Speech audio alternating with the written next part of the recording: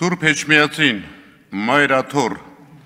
զենքով, դիմակով, բերետով ներխուժումը սրբապատծություն է։ Նա դուք դա էլ արեցիք, անհավատ եք, զուրկ հայկականությունից։ Հայ մարդը ամենուր ամոթահար է, չէին պատկերացնում, որ սրանել եք ընդունակ։ Մոնղոլները չմտան Էջմիածին, թուրքերը չկարողացան,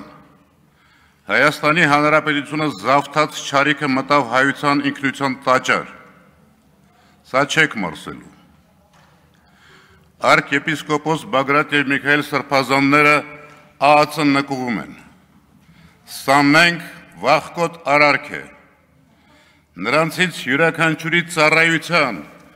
բարի գործերի չնչինագույն մասն էլ չի արել քպն հավաքաբար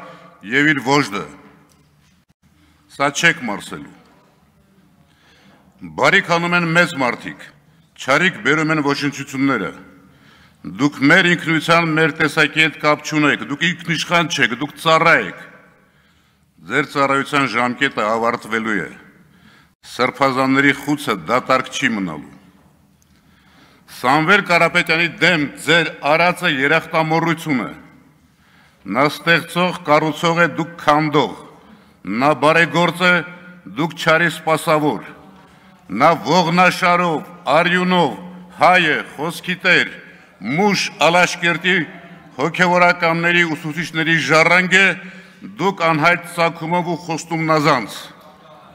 Լավ, ասեմ ձեզանից ոմանք,